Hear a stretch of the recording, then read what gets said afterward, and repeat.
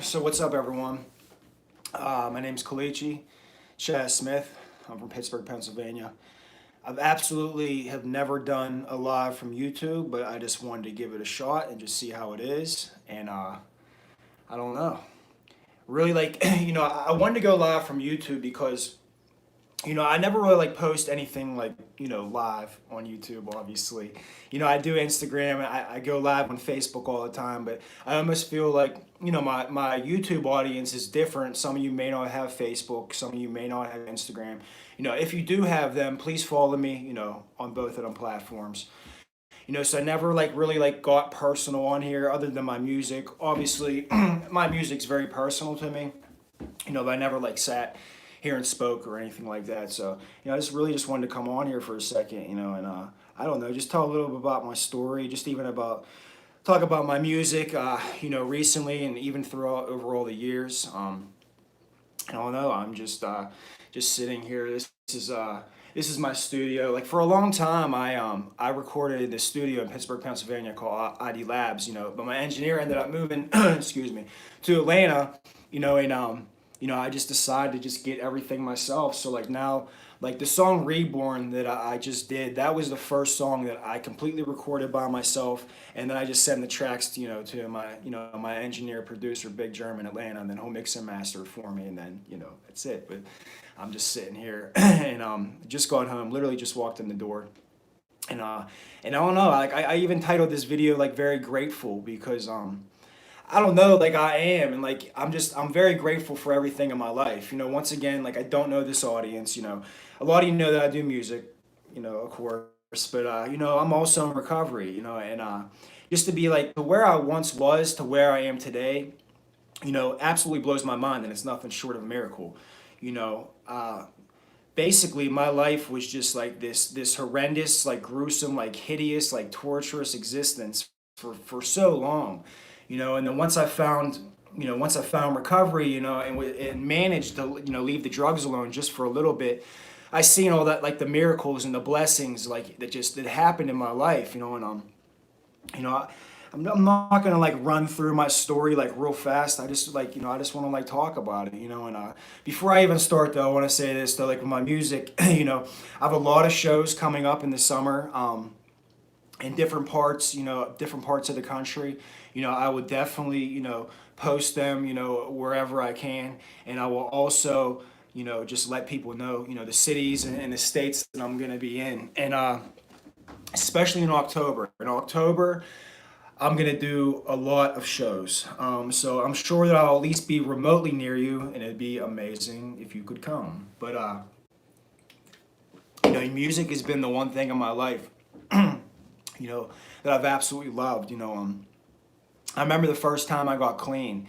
I was like 23 years old, and it's crazy because growing up, like, I went through every genre of music. Like my first love was classic rock, and I was just talking about this like last month. But like my first love was classic rock, and I went through the Doors, I went through Led Zeppelin, I went through like all of them bands, and like as time went by and I went through high school, like, of course I liked alternative, whether it was like Nirvana, Soundgarden, I mean, Pearl Jam, like all the mid 90s bands, I absolutely loved, like, and I felt the music, and I felt, music my entire life. When I would listen, it would just make me feel like a different way, and it would just alter my mood, and that's what I love about music, how it's this universal language that we all can just relate to, whether it's the lyrics, whether it's like the tempo, whether it's the beat makes you feel a certain way. That's really how we can identify. I'm not grateful that people can relate to the pain in my songs, but like as far as like, people have told me that my music has helped them, and that makes me feel very good, and it makes me feel really good. It's very fulfilling, it definitely like, it definitely fills my spirit. And so honestly, it really wasn't until I graduated high school and I was, that summer or whatever, it's like when I like really started listening to rap. And obviously I was like 18 at the time, and like from 18 to 24, listen, like growing up, like, my mother was an alcoholic, my sister was a heroin addict, and my father was a heroin addict. And, to this day, I've never met my father. I don't know if he's alive. I don't know if he's dead. I don't know anything about him.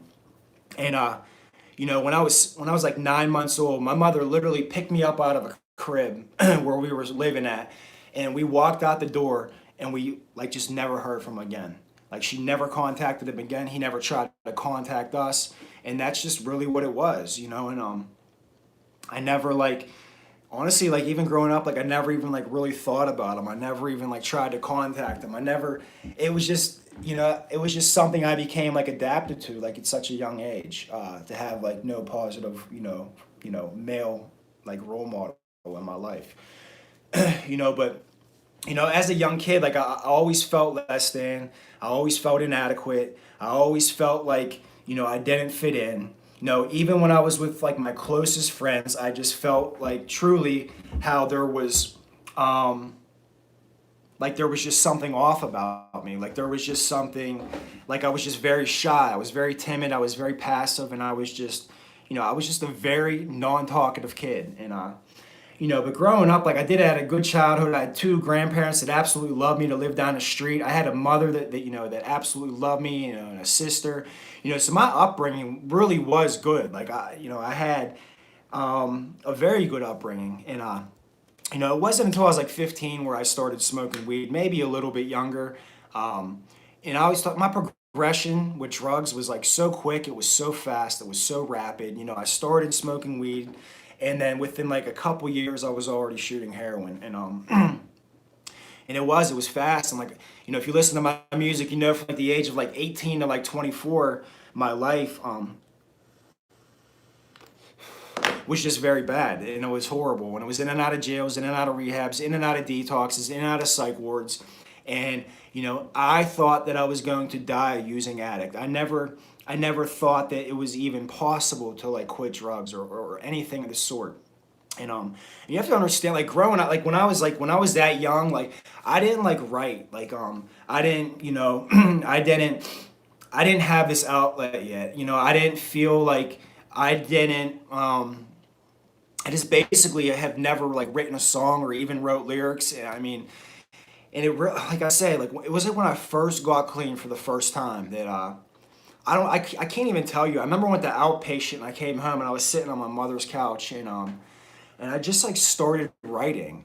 Um, I've talked about this too prior. Like I used to listen to Music Choice a lot back in the day, and it was on demand. And I would listen to Music Choice, and they would just go through all these artists, and I would just hear these songs, and I would get inspired. And it's so crazy when I look back on how like I like truly like just picked up the pen one day and started writing. And at first my lyrics were stuff that was just like crazy, and it's just a lot of like talks about like guns and stuff, like stuff I've never done. And after like a few weeks, I remember like I started going to meetings. So I go to meetings, and people would talk about honesty, how honesty is the key. Just got to be honest. And I seriously, I carry all of that into my music. Like if I'm gonna like write songs and write music, I'm about my life, and I'm gonna be as honest as possible. Like I mean, like from the gate came out swinging. Like that's how I'm gonna start writing. And that's what I did. And I remember I picked this studio out of the Yellow Pages at the time,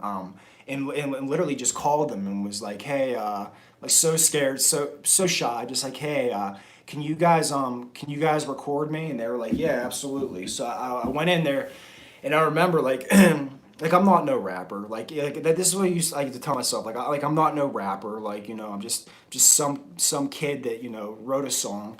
And I remember I recorded my first song, and like from there it was just like this addiction. It was just like you know it was just like crazy. Like it consumed me. And what was so like I could not stop writing.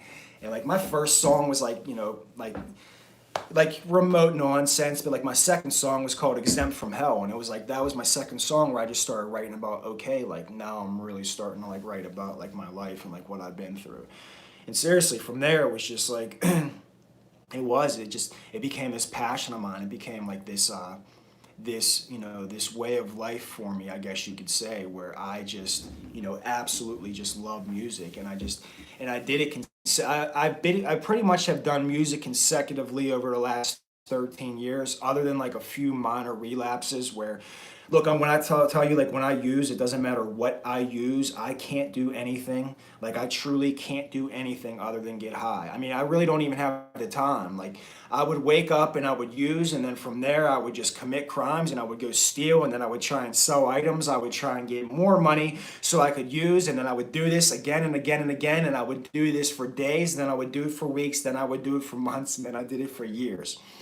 And the only interruptions that I had between all of this was the times that I would go to rehab because I was forced to, or the times that I would, the small jail stints, and it was crazy. Like that was my life. Like, and even during my relapses, so when I tell you, like, I'm grateful, like I really am, a lot of you like might not know my story, but the first time I got clean, I had a year clean, and from there I had a year clean, I had 3.5 years clean, I had 2.5 years clean, then I had a year clean, and now, like most of you might know, like I just celebrated 4 years clean. It's the longest I ever had, and it's crazy because what's changed like this time is that like I truly know in my heart, like under any and all circumstances, it does not matter what I'm dealing with, that I can, basically, get through anything.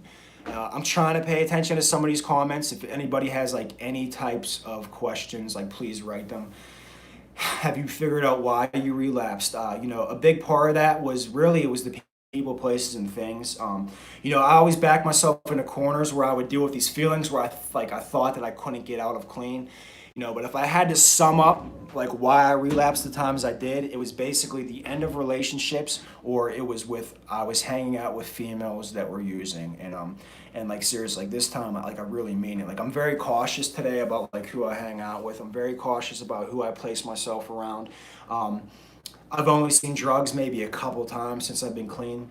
A big factor for me too is like a lot of you knows, like I have a daughter, and like she like really is like my motivation, and she's my motivation on a lot of days when I don't feel like working a program, I guess you could say, or if I don't want to apply spiritual principles to a certain like troublesome, struggle that I'm dealing with. Like she really does give me the strength, and realizing like that it's not about me, and even like my music has helped me so much too, like to just really, just truly, it's helped me be the person that like I've always wanted to be, but have always been too scared to be, if that makes any sense. It's given me an outlet, it's given me a voice, it's given me, the strength to really carry out, some type of purpose. The last time that I used, and I like to always share this because this is like a very pivotal like point, like this is a very pivotal like moment in my life.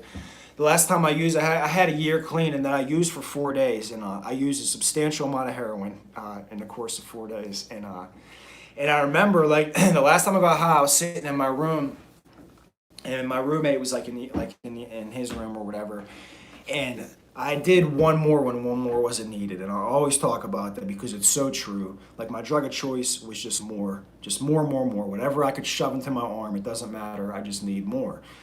So I remember doing, the last bit of heroin that I had, and right before I used, like I didn't have like any type of death wish or anything, but I remember like verbally saying out loud to God, like, God, if this does not kill me, I will get clean. And I remember I got high, I walked down the stairs, I somehow managed to make it out to my car. I got in my car, I started my car, and I borderline OD'd or whatever you want to say. Like I woke up 9 hours in my car, it was still running, and my body was so stiff from being in the exact same position. I remember I got out in the middle of the street and just stretched.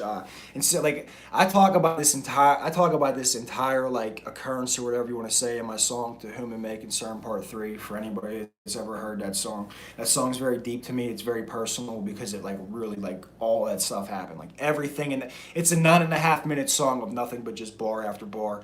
That entire song is true.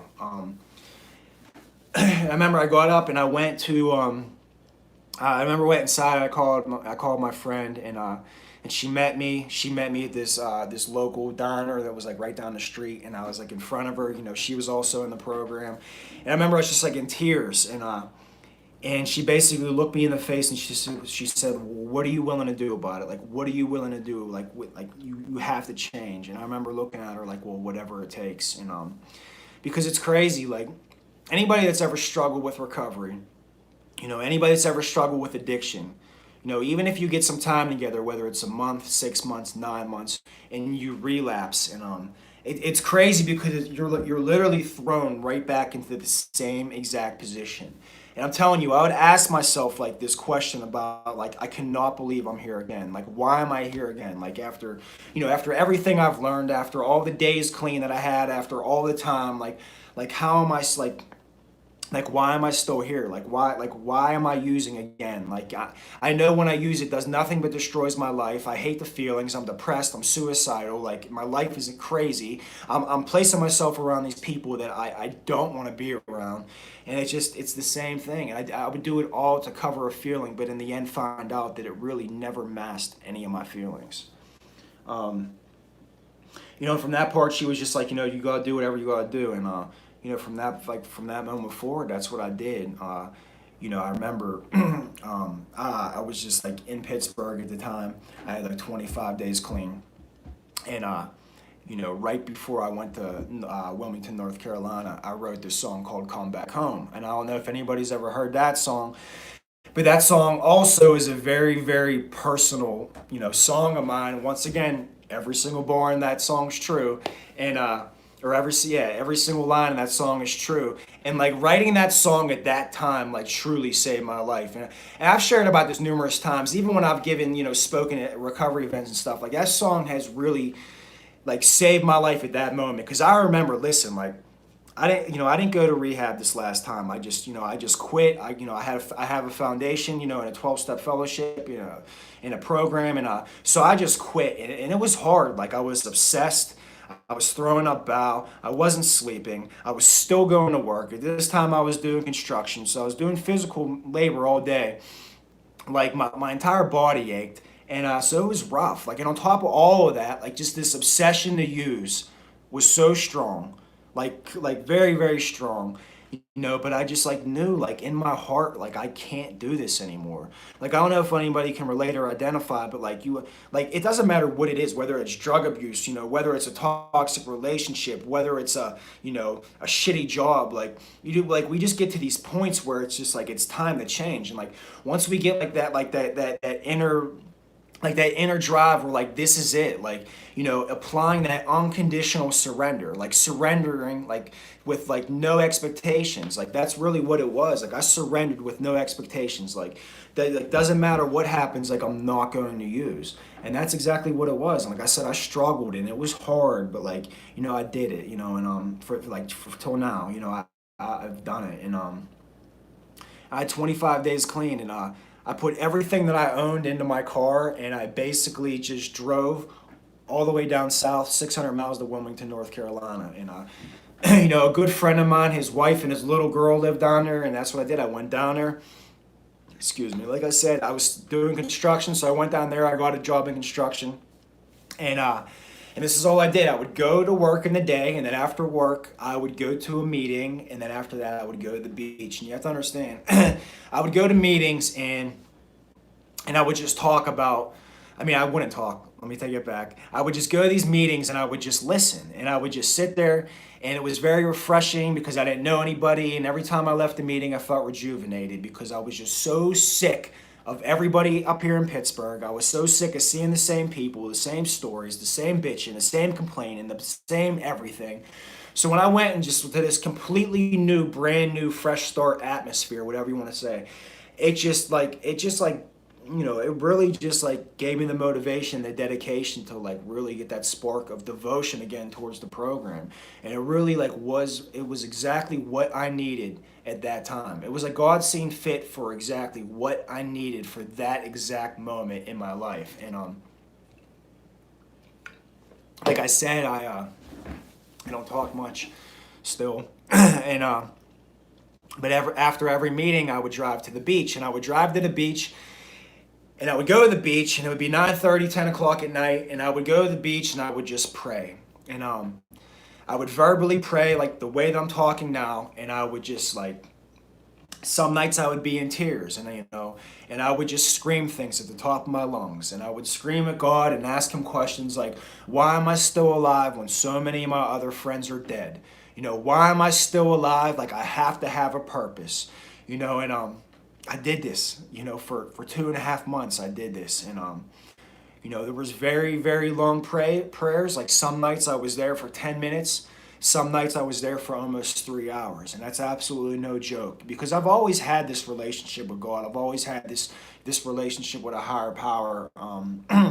But I lost it. I mean, like somewhere along the line between the using and the not wanting to live and the wanting to kill myself, I lost it. And that was part of my goal of going down there, was to getting back, this relationship that I once held so dear to me. And not only did I get it back while I was down there, it became stronger than ever. And through the process of doing all that, it really did set the foundation up for where I am today. And I don't know, like, since that moment, since the time I've been down there, like I've been clean. I've managed to stay clean, and I've managed to do this because of the work that I put in. And when I talk about work, I mean like by attending meetings, by having friends in my life that that hold me accountable, friends that I trust, people that I talk to. Like, I always talk about this. Like, I don't go through anything in life alone. I really don't. Anything I'm going through in life, I'm going through with 5 to 10 people. Like, that's just how it is. Anytime I've ever tried to do something alone, I've failed. It's true. And it's just by that, and it's just by step work, it's just by applying spiritual principles in my life, the honesty, the open-mindedness, the willingness, I mean, the everything, from the hope to the faith to the love to all of it. Like, it all plays a crucial part in my life. Am I perfect? Absolutely not. Do I fall short constantly? Yes. Do I lash out? Yes. But like the majority of my moments throughout my day, I would love to just tell you that like I am calm and I am centered, and it's true. I have some things that will throw me off my square, but when I get thrown off my square, I try my hardest to get back to where I was as fast as possible. Because one thing I've learned, like whether it's resentment, whether it's anger, whether it's lack of gratitude, whether it's complaining, I mean any of that, like it's just very toxic for me.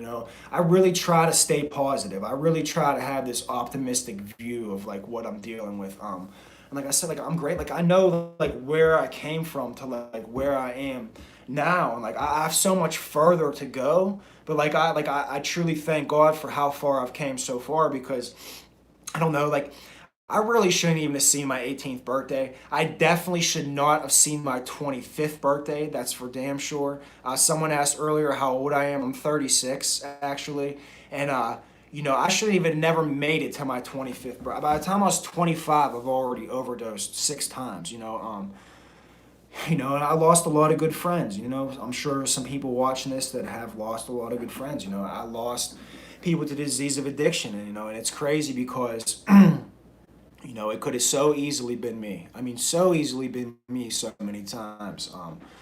But let me just like fast forward to like where I am now. I don't know, like my life today, like truly is amazing. Like, I have 2 careers. I work in treatment, I don't know if anybody knew that, but I work in treatment. So like, I do outreach. So basically people just call my phone and I try to find them a place to go. If anybody's struggling with addiction or they know somebody or a loved one or wherever, you can always message me on Facebook. You can always message me on Instagram, and I will reply. I promise you. So I do that. It's a full-time job, but I get to work from my phone. So like it gives me the ability to travel. I've traveled so much this year. I mean, at least I don't even know how many cities I've been to. I mean, at least 20. I mean, at least. And it's amazing to like actually have a career to do what you love to do. And I'm telling you, like I love music. Like I love performing. I love recording. I love writing. I love everything about it. And the fact that it's became one of my main sources of income. Like I couldn't even ask for anything better. And like I said earlier, like when I used to like cry at the top of my lungs about like, God, what is my purpose? Like I've truly found it. I have 2 purposes in my life. One is to be the father to my daughter that I never had, and 2 is to spread my message through my music. And so that's what I try to do, every day. That's like what I try to do is really just show anybody, that change is possible. Like as long as I'm breathing, I'm able to change my life. And I really truly believe that from the bottom of my heart, because I have so many occurrences and so many situations in my life, through my personal experience that shows me that to be true. Like my past experiences to my experiences now is the living proof that it really is true.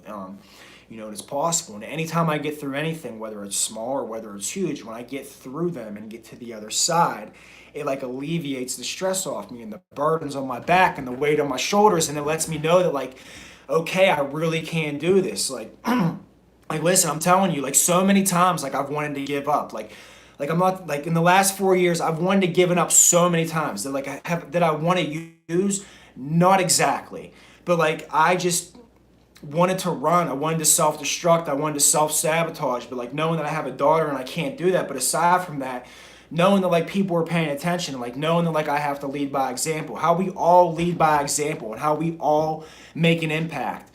I'm serious. Like people think that like nobody's watching. Like I promise you that they are. Like if you think that you're not making a difference, like in your community or in your neighborhood or in your family, and you think that nobody cares and that nobody's paying attention, and you could just walk away and no one would ever notice, I'm promising you that that is not true. People are paying attention, people are listening, people are admiring your strength, people are seeing these things that you go through and getting to the other side and saying, damn, if that person can do it, then why can't I? I'm telling you, for so long I thought my life didn't matter. Even clean, talking about clean. For so long I thought my life didn't matter. For so long I just thought I was this worthless piece of, just garbage. And I'm telling you, it wasn't even like I was living crooked. And it wasn't even like I was like doing these foul things. This is just how I seen myself, like for no reason. Like I still had all this guilt and this shame, and this remorse and this regret subconsciously for things that I've done in the past. And until I faced it like through step work and talked about it, like only then was I able to get the freedom that like I have now. I'm telling you, listen, 95% of my moments throughout my days, I am comfortable in my own skin. For so long, I just was not comfortable in my own skin. It didn't matter if I went to the mall. It didn't matter if I went to the meeting. It didn't matter if I'd go to the movies. I always just would walk into a place and be like, don't look at me. Please don't stare at me, and just leave me alone. Like that was my MO for years. I'm talking about clean. That was just like the way like I just felt about myself for literally no reason. But it wasn't until like I really got in touch with like my feelings, like my feelings. But it really wasn't until I like got in touch with like the exact nature of why I was feeling the way I was feeling, and like actually like jumped into the solution and was willing to work on it. Like only then was I able to get the comfort and solace that I feel today.